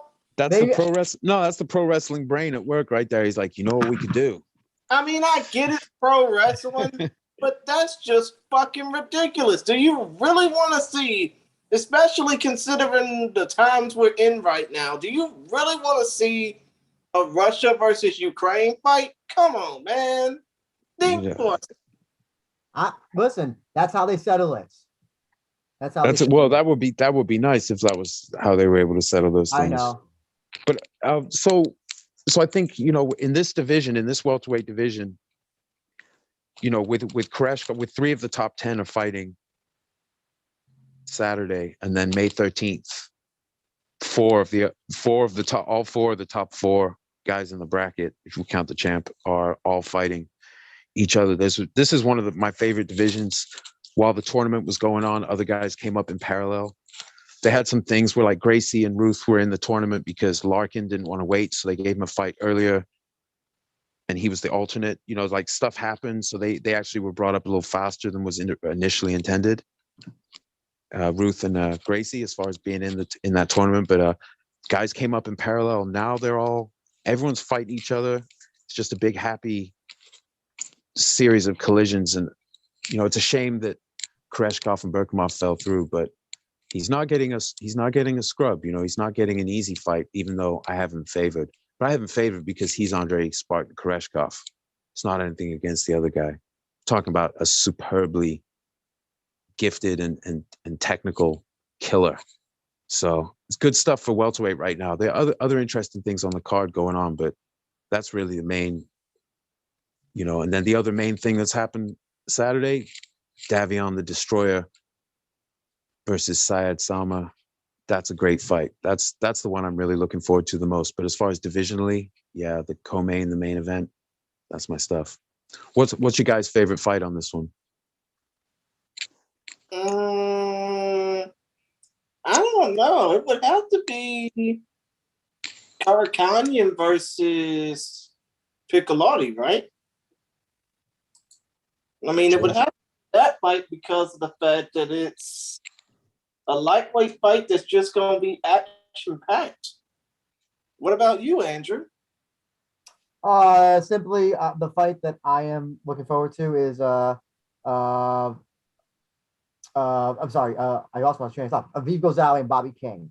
I'm actually if you know, my prediction is Aviv Ghazali to win in Aviv Ghazali fashion, and it's when he wins in that fashion, it's not when he does it, but how he does it, how he submits his opponents. He also did say in the interview I did with him that his striking is gonna look out of this world for his fights. I'm really curious to see that as well. Yeah, that fight, because also I think you said Teep, or you mentioned it before, Teep, that Bobby King is definitely his toughest fight. This is not, this isn't a 2-0 or this isn't some guy that they're hiring out of the local kickboxing gym. This is Bobby King's a legitimate opponent, so it'll be interesting to see how he does against the best fighter that he's fought so far. And if he does win, he can definitely be in the rankings next, or go up the rankings and then fight, on the main card next. And the same thing's also with Bobby King. If he happens to win, I think the same thing can happen to him. Those exact things as well. So that's a fight I'm really, really looking forward to the most. And I'll definitely be I'll be there. Actually, yeah, I'll be there on press row, and I'll definitely be have my eyes on that fight from the near first row. Yeah, and I think also another fight that's like an interesting stylistic, so you have Nick Brown, a lightweight, also Nick Brown fighting Mandel Nallo. Like Nallo's really, really good on the feet, like really good. And Brown heel hooked Bobby Lee in his last fight. That was a great performance. And stylistically, these guys are like polar opposites. I'm really interested to see who can impose their mode of engagement on the other. And because Nello is really, when he's on, it's really crazy. But yeah, so I think that's also one to look at. But yeah, Davion Franklin, I could see Salma winning, especially if he can carry it into the third round, get out, especially outside of that first 2 minutes of hell. But Franklin, if he can clip Salma the way that Minikov did, he is a finisher, and he did blow himself out in the one fight, but he learned from that. He said he learned from that to pace himself. But you can pace yourself and still destroy somebody when you're that big and fast. You just have to pick your shots instead of just wailing on their arms. You know, the worry when it comes to 3 round or through with heavyweight fights, you know, sometimes once they go past that first round, suddenly it feels like they've been it feels like they're fighting 10 rounds, even though it's the second round. That's the one thing, you know, I get worried about with heavyweight fights. That's true. And someone is explosive. I mean, that term gets thrown around a lot, but Franklin really, you know, I think it was the fight with Tyler King, you know, he hit him with a jab that sent him wobbling because he's so big compared to his speed. And I do think that's going to make a difference in this fight early in the fight. So the question is, can Salma, because who's got very good lateral movement, is very sort of like conscious of the minutiae of these exchanges. So like, you know, he can survive, but Franklin is a special kind of attack. Question is, how long can he keep it up, and can he impose himself enough to get Salma out of there? But I'm going to be watching that. That's my whole night is focused on that one fight. Really, I'll tell you. High hopes for Franklin. And the one thing I'll say, and I can't believe that in this day and age, in this era, in this timeline, presuming that we're in the right timeline, that this is happening. But I am for one so fucking excited down the line when we get Yoel Romero versus Melvin Manhoef. Presuming that nothing happens with either of those two, most likely, if anything happens, it'll probably be on Romero's side. But that is a fight I am like that is on my calendar of like, I have to watch that fight. If I miss every other fight, I don't care. I just want to see that fight. I mean, a bit about the Manhoef versus Romero fight. A lot of people are saying that because Melvin Manhoef, quote unquote, doesn't have it anymore, he might get destroyed. Oh, fuck Do that. you think that Melvin still has a little bit left in the tank? Yeah, he still knocks out people. Listen, he can still knock out. I'm like, you know, this is the thing, is that, you know, this is the one thing about, oh shit, I'm going to go on a rant or whatever. I'll make it quick. The thing that sucks about modern MMA fans is that they have this idea that the only good fighters are people who are well-rounded in everything. Manhoef is from a different era. I'm pretty sure he's never gone to a jiu-jitsu class. I cannot, but like, when it comes down to it, Manhoef. And I hate to break it to you, but the dude made his debut in 1995. Of course he ain't gone to no fucking jiu-jitsu class. Yeah, that's the thing, is that just like, he's an old school fighter. He's good at one thing, and if he's good at it, if he hits you, listen, you're going down. There's no, if it's Yoel Romero is going down. If it's Mark Hunt, that's why he did the Mark Hunt, and he has knocked out quite a number of people in Bellator. And yeah, listen, is he the same fighter that he was in 1995? Obviously not, but like, people who are like kind of like shitty on the fight. It's like, listen, you wanted to get this in any other timeline, Yoel Romero and Melvin Manhoef. That to me is that sells the entire card. I can do without Bader Congo too, because I don't really give a fuck. But Manhoef, nobody does. Like, yeah, that to me, that's my shit. That's a fight. I'm like, I feel you, man. Hey, was it with you, Andrew, because I suggested, I don't know if it was you or Santiago or Jay Wolf, but I was telling someone that I thought they might do that for Romero's rebound fight. That may have been you. I think you mentioned that. I can't remember who I said it. Maybe it was to you, but yeah, it makes a lot of sense. They're only a year apart. Stylistically, Romero, even though, you know, he has the wrestling accolades, but does he wrestle? No, he likes to stand up and try to knock people out. My friend what does Manhoef like to do? The same thing. Yeah. I love that fight. Someone's getting finished. That won't go to decision. Someone's getting finished. No, but here's the thing, you know, is that Romero, here's the thing. If Romero has this thing, and it's ever since the Costa fight, ever since the Paulo Costa fight, there's this, he just doesn't like, he puts minimal efforts in his fights and then thinks he won. He's won somehow. If you know, he is very tentative. It's almost, and maybe with Manhoef, it'll be different because Manhoef won't fall for, will just just blaze through. The thing is that like Romero, if you watch with the Phil Davis fights, and again, I don't know how that was a split decision. That was a split decision, I think, right? It might have been, but that was silly. That was no split decision.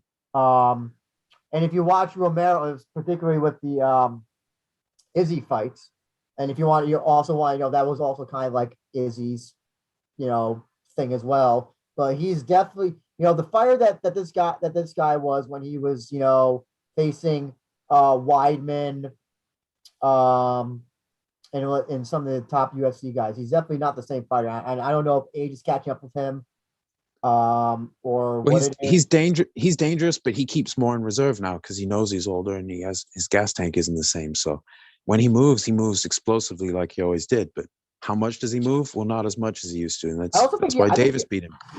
I think he also has vision problems. I think I've heard that he has like some vision issues as well. Oh. I believe he's had to get something like, I think his orbital bone had to be, I think after the Costa, I think it was the Costa fight, had to be fixed or something. So he might not even have full 20/20 vision. Listen, yeah, I mean they're both old. Hopefully it's just a good fight and it goes to a finish. Romero should obviously win, but one strike from Manhoff that will just send you down to the canvas, and it won't. There was no ifs, ands, or buts. Yeah, I favor Manhoff slightly. Left hook, round one, end of round one, left hook. I would like that to happen simply because. Do you remember not years, but remember when Romero was, in the UFC, and we kind of like, we had to deal with a lot of the UFC fans who were just like, Romero's the best and all that stuff. And then we made the mistake of saying that I made the mistake of saying that John Salter I thought was better than Romero. But now, it's funny how all these fans have kind of turned on him since leaving UFC. Well, I think they basically are nothing more, Andrew. They're basically nothing more but Zuffa zombies. It's best not to give them space to breathe. Oh yes, I know. Well, there's a certain portion of the fandom that they're doing like a pro wrestling bit, right? So they suspend their disbelief. So if someone's in the UFC and they're old, they go, look at what they're able to do. At this age, it's magnificent. And then if that same thing happens somewhere else, they go, oh, there's these old guys? Because really, it's more like. They're just choosing when to be excited, so they can always be excited about the thing they watch the most. Just think how cool. It's whatever. Think of like how cool it'd be, to see like Matt. If Manhoff did defeat Romero by like knocking him out in the first round, that probably would be the biggest win of his career, I believe. Maybe not in context though, because Romero is very old. He's very old now. He's 44. I also think why they booked this fight as well, because it seems like Romero they tried to do the AJ fight, the Anthony Rumble fight, and that didn't pan out. I think this is also their way of trying to see, let's see if he can still be a reliable fighter, because he does have a history of either the fight getting canceled. Yeah, that's what happened. Like, he was supposed to have a fight, another fight, but then he was supposed to be was it the light heavyweight tournament that he got pulled because he didn't pass medicals? Yeah, I think he withdrew from the Rumble Johnson fight. That's why Johnson fought the Pitbull Gym's Augusto. Oh yes, okay, yeah. Now that was it. Okay, so I think this is also their way of just testing the waters, because if he doesn't pass the medicals, then listen, it's not. I don't think it's worth it anymore to have him on the roster. So they definitely wanted to book Manhoff, but. As far they can sub in somebody else for Romero if he doesn't pass the medicals again. If that 100%, we got to remember this is a European card, so Bellator Europe is focused primarily on Europe. So they put cards on over there that have more relevance to that area. Like if we think of their priorities, so Manhoff is a European martial arts legend.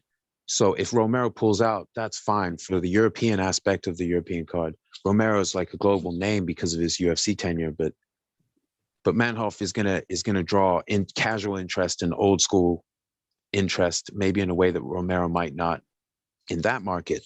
So I like the fight. I think it's totally appropriate. And if they have to sub someone else in, I'm just glad that Manhoff's fighting in Paris. That's like it's nice for these Europeans to get to fight in big European cards. I do think that I'm actually surprised that they kind of did go with Romero and when I saw that Simon Biong had a fight already booked, I was like, oh, okay.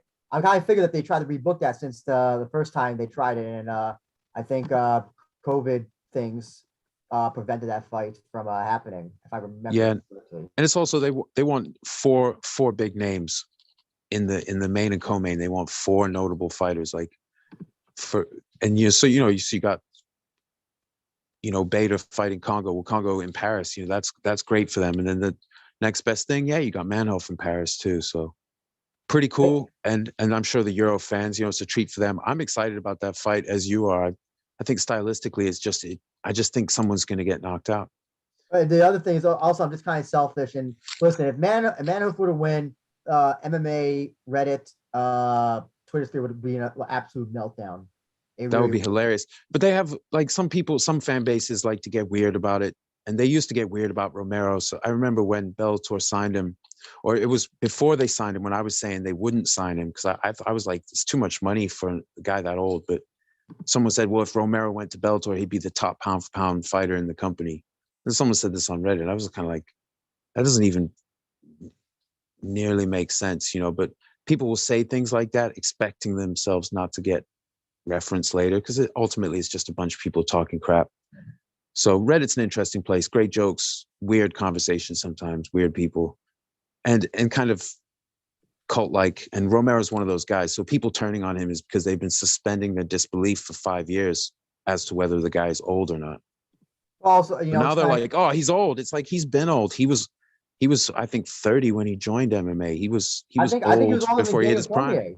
Wasn't he? I think it was older than DC. I think DC started when he was 29, maybe. I think 29, 30. He was in that range. Romero might have been older still, but yeah, he's not a young guy, but he's been old. He was good past his physical prime. He was still really, really world class, but now he's just old. He's still capable of a good win. And this is the biggest name in the division. I think Manhoef, is he still ranked? No, I looked at the poster. They don't have any ranking. Oh, he is ranked. I didn't see it, but they didn't put it on the poster.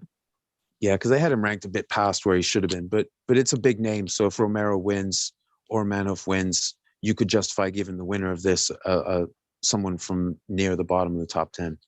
But I just think it's a good standalone fight too. At a certain point, even if the guys are too old to make a long run to the title or it's a difficult path for them, it's also entertainment of the fight. So some of these age appropriate bookings, I think it's a pretty close fight, maybe 55-45 in favor of Manhoef. Right, of course. But here's the thing, Andrew. You're basically saying that if Romero loses to Manhoef, it'll probably be the second biggest upset win of Manhoef's career. Are you gonna forever say that Mark Hunt win for Manhoef was forever will be number one? Well, I don't know. Was that when Mark Hunt was in his decline era? It was in his decline era. It was when he left. No, it was when Pride got bought out by the UFC, and when the UFC was pretty much saying, "Hey, you'll never work here." I see. So yeah, if he can defeat a motivated or whatever Romero, that I think that is certainly the biggest win of Manhoef's career. I really do believe that. That's why, in my opinion, it's certainly going to be a notable win for him. Whether or not it's the best win in martial arts terms, I'm not sure about that. But as far as like how notable, the kind of attention on it, that's a lot of attention on this fight. Take it back. Yes, it is. Because also, let's be honest, Mark Hunt was also kind of just a striker guy. Romero is a full-fledged MMA fighter. Great at wrestling. He has submission ability and he has knockout ability. So in terms of MMA, absolutely. I take that back. Yes, that would be because Manhoef's never really defeated people who are like full top tier or MMA fighters. He's kind of defeated middle of the road, B level. I don't want to say journeyman, but on a lower on a lower scale. Not the high. So if he does beat Romero, then it would absolutely be. If you look at his record, yeah, if, like a lot of the names that he fought were not the biggest names or the best fighters. So that's what I would put as the biggest win of his career. Yeah, I mean, I guess it would just depend on how someone was going about, ranking it. Because whether or not you count kickboxing and whatnot. No, I'm only counting MMA. When he knocked out Ruslan Karayev, that's way back. That was 2007. I'm looking here on the thing. That was a serious win. He beats, he knocked out Sakuraba. But I think the Hunt win, even was probably his biggest combat sports victory. If you just look at the relative size and who Mark Hunt was, and that was in 2008. That was when Mark Hunt was at his serious dude. I'm looking at his at all of his wins. Probably the biggest win would be his wins over Santos, Evangelista Santos. Could say that. It's hard to say. I liked his win over when he knocked out Hisaki Kato. And also when you put Bellator here, not his best win, but that was surprising. I was like, holy cow. Sakuraba, certainly was not the same weight that Manhoef was at. And listen, it was getting hit with Manhoef by a punch by him at any weight will, that'll send you down to the ground. But probably if that was for the middleweight tournament in Dreams. So probably, yeah. What was it? Sakuraba may have been even under the middleweight limit. I'm not entirely sure. It's entirely possible. I think in context, I mean, you could probably, I'd say outside of the Hunter win, you could argue for this Romero win, even though Romero's 1,000 years old, just because he's still competing at a high level. I mean, it's not like Davis finished him, so it's not like Romero might not be able to win all these fights. He's still dangerous. He's not someone to just take lightly. But I think, I think Manhoef's just going to come in and do what Manhoef does, and I do think he'll catch him toward the end of the first round. That's the exciting thing about Manhoef is that you watch his fights, and it's like, when will that punch connect? That's the thing. Is that absolutely. I mean, he throws with murderous intent. That's always fun to watch. And it's not like the only thing you don't want from a Manhoef fight is a boring fight. They're very rare. Usually, it's just exciting. Whether he wins or loses, it's just exciting to watch. That's really what I'm about. And now we also have light heavyweight as well. That's the other thing. This isn't middleweight, two former middleweights. So, less of the weight cut, all that stuff. They'll probably be a lot stronger and a lot more powerful. At least certainly Manhoef will be. And also, someone actually brought up that Romero's only been finished ever at light heavyweights. This is back in the Strikeforce era. By I don't remember the fighter, but he did get knocked out at light heavyweight. Yeah, exactly. And if someone's, Manhoef is like Mr. Offense, so it's going to be fun to see. Like Romero's not going to be able to just stand there because Manhoef he's going to take that as an opportunity to just throw a bunch of heat. So I do think it favors Manhoef, but not by much. I mean, they're both really, really old, and Manhoef can't take what he once could, and he never had a spectacular chin, but especially now at this age. It's just fucking insane. When you said that he's been fighting since 1995, I thought he came later, but he legitimately had his first fight in 1995. That is insane. There's MMA. There's people who are training in MMA now who weren't even born in 1995, who were born way after. That's so insane that he's still fighting. He's seriously old school. What a legend. And the same way. He has not changed his style at all. It's been the same. He has not adapted. He hasn't, become all well-rounded. He has fought exactly the same since day one of getting into the ring or the cage, whenever he first fought. That's like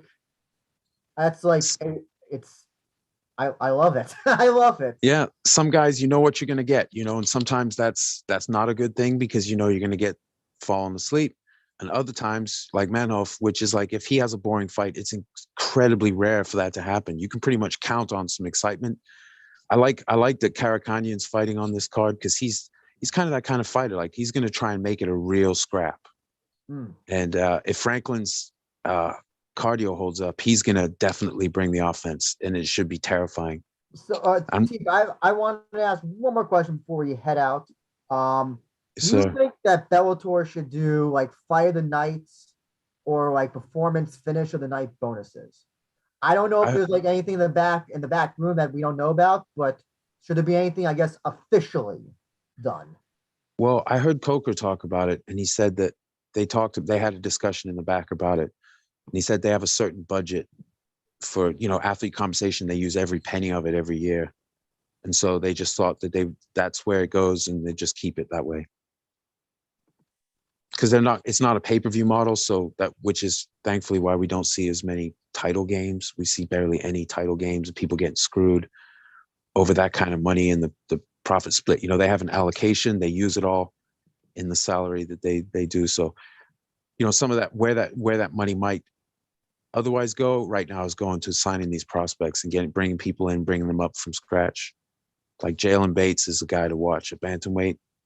This is the hotness. He's a top amateur. I think he was 9-0 as an amateur. He's now 4-0 as a pro. It's not like his opponent Disnell is a world-class killer, but this is one where you watch the guy, you're expecting the guy to destroy and look fantastic. It's just like AJ McKee, the early opponents he had, they weren't all killers because you're bringing the guy up. He's the chosen one. They're less sensitive about hiding the sausage factory in Bellator. So you see these fights where it's it's a 90-10 fight or an 80-20 fight, but it's part of the process, and that's how you get an AJ McKee. That's also how you end up with like a fight like this, Neiman Gracie and Logan Storley. They were brought up. Now they're colliding. They're both ranked. They're colliding. And all around the welterweight division, we're seeing, and in these other brackets, we're seeing a lot of ranked fighters fighting other ranked fighters. I still will be on the hill of that some of these shows should not be Showtime or whatever exclusive. I think that some of them should be on Pluto or whatever the other thing that or even like YouTube exclusive, because I'll be honest, I do not like the Mousasi Vanderford fight. I don't give a fuck about that fight. I really don't. And I try to look at the rest of the cards, see if there's like, maybe there's a co-main or another main, or even the prelim fights, where, that could be interesting. I'll be honest, that entire card is to me totally, that'll be that show to me is like a fight night card. That's something you would put on for free. You wouldn't. It's the Euro Series card, so it's we have to think in terms of their business model. Even though Showtime's, Viacom, CBS owns the deal, but they're pushing the Euro scene. We got 3 title fights coming up on European cards. They just announced last week that they will be on BBC 3 live, which is another big deal for them. So really, some of these are just geared to the Euro scene. So like the Kavanaugh fight with Liam McCourt, that's 2 Irish girls having a fight, in a prominent positioning on a Euro card. So it's not all for us. Some of it's for the live crowd, also, and also the local fans. They need to do their due diligence to make us either put on a fight that stands or book a fight that stands out to people who may not know, in the end, they're not a European promotion. They're still an American promotion. That's their bread and butter. Well, that's the thing though. The Euro Series is a European wing. Dave Green is the president. So they have a specific, even though they use fighters across both sections, the Euro scene is a circuit, so they're getting big fights because, or at least the main events, because because they're making a big push over there. So it's not just about us Americans, even though ideally a card would appeal to everyone, but some of them are definitely have more appeal. Like Congo Bader in Paris means more than it would somewhere else. That Congo Bader card, you sold me at Romero Manhoff. That's all. That they could have had. I have no idea.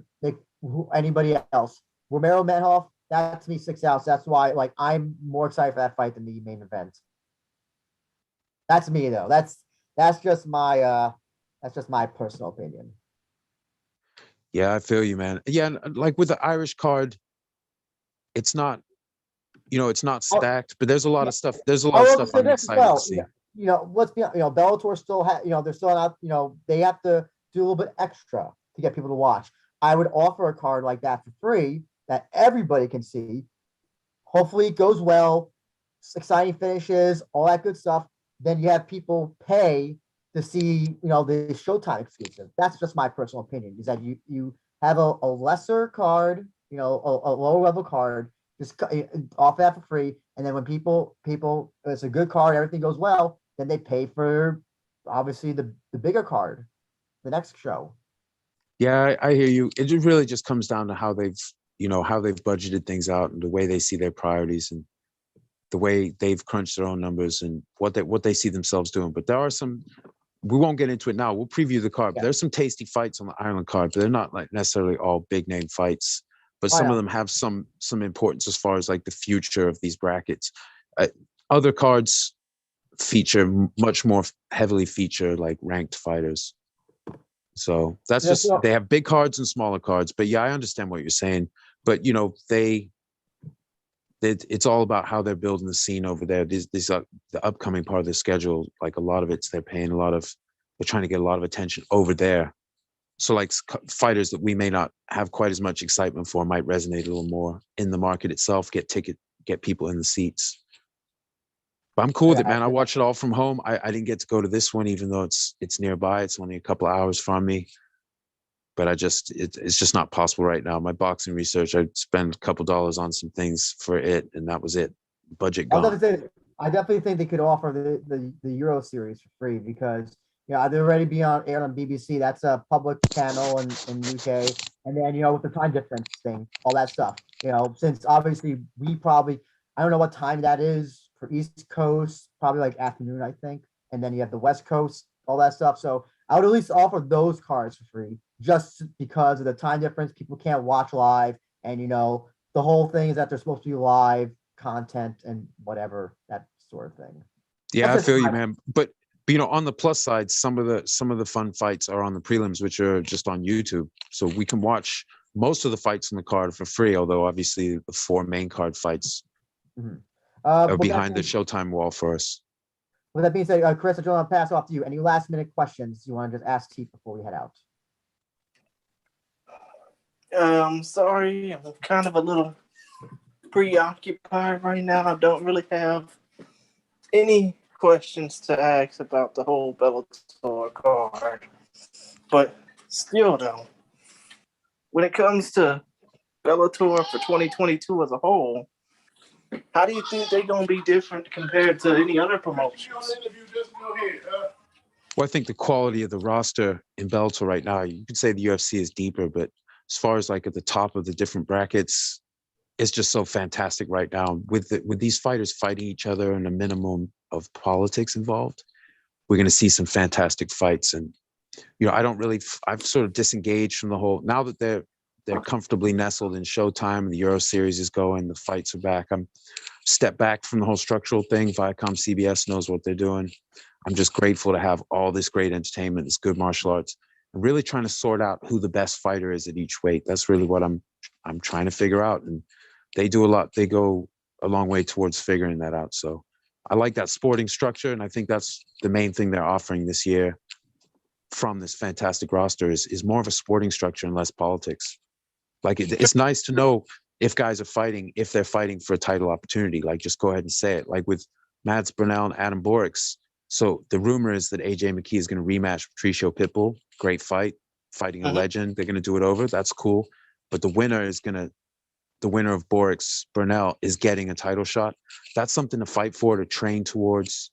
So I like this. I like everything they're doing right now. I just hope they keep growing. And I'm soaking up the last few months of Fedor being an active fighter, possibly. So, I mean, to be honest, we all are when it comes down to. Because we ain't gonna have Fedor fighting forever. He wants to retire when he wants to retire, and when he retires, he wants that retirement to stick. So we're gonna have to be ready. We'll see what he does. But I'm just grateful to have seen part of his prime, and then the parts that he's been fighting since, the years that he was fighting since. Just nice to have lived through it.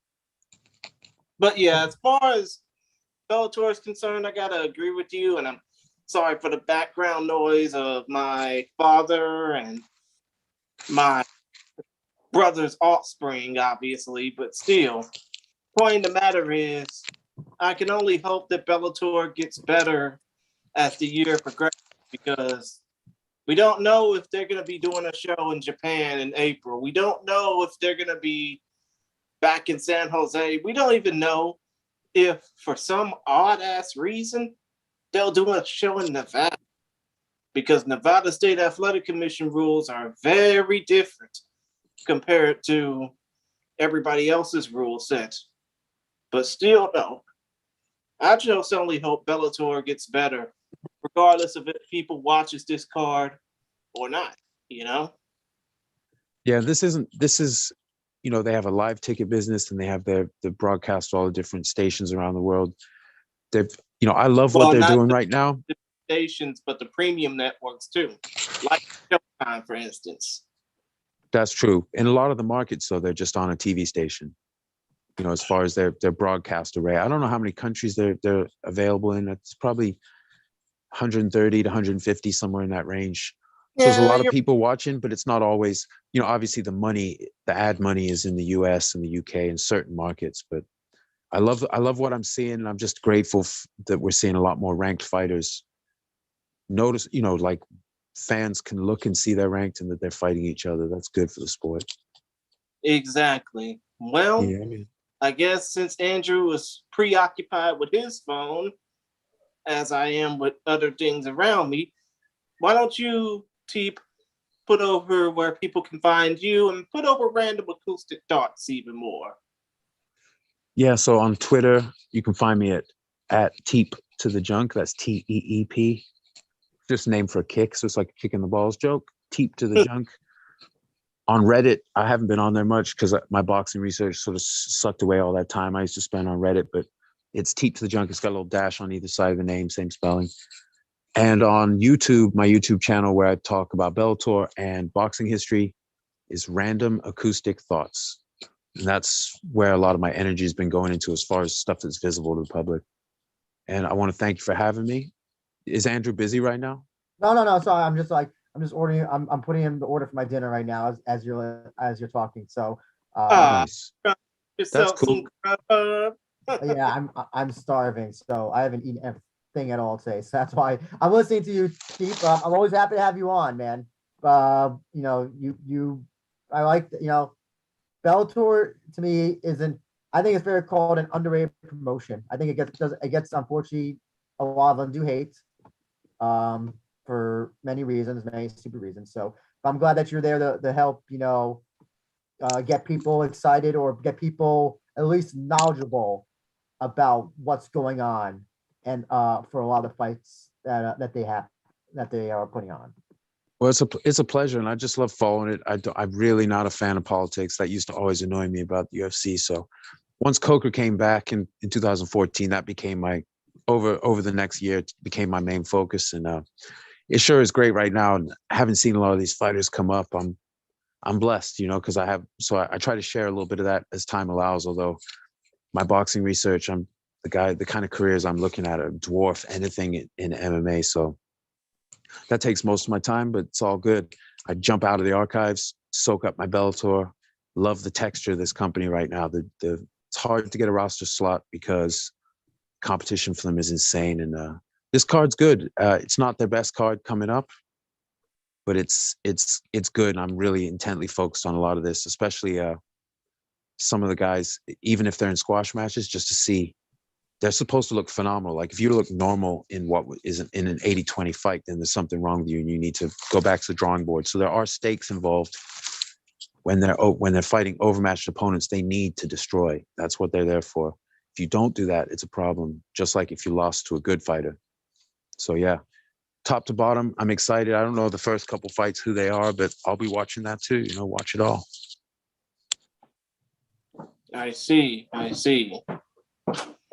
But I think, gentlemen, I'm going to let Andrew conclude his food business, and I'm going to go because I need to eat myself. I worked today, and I didn't eat myself.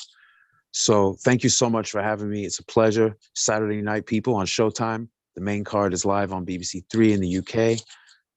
Go to Bellator.com to find out other details. Follow them on Twitter, Bellator MMA. They're on Instagram, they're on all the Facebook, all this different mess. Go find them on social media if you haven't yet. It's really easy to follow. If you just follow their social media, they let everyone know everything that's coming up. Easy. And if you want to follow us and all of our adventures, you can follow my personal account, ABenja1, if you want to. You can follow Jay Christian Gary's at Chris Gary 92. Chris also works with Focus Fights. I'm glad to see that Focus Fights is back in the mix with all the good stuff. They also have an Instagram now at Focus Fights as well. And if you want to follow us, we are Ryzen Pod. I think that's all. We'll be definitely covering Ryzen Trigger. Whoa. Actually, let me go ahead and, reiterate on the whole Instagram account, and thank you for plugging, because I was busy, putting together my father's cup links.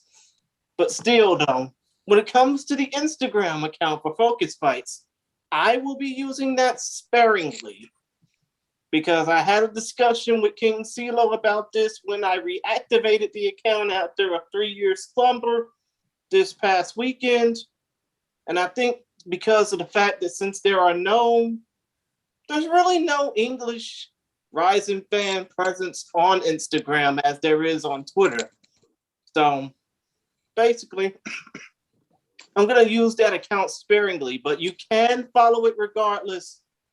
It's the same it's the same handle as the Facebook page for Focus Fights, at Focus Fights on Facebook and Instagram.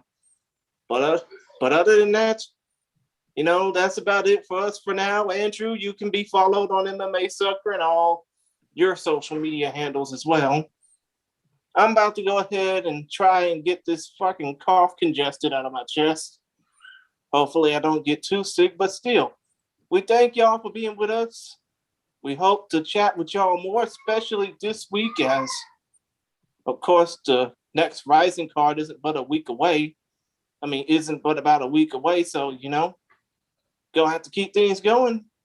But until the next time we see y'all, I think Lenny Hart just has one final thing to say to all of us that listen to this show.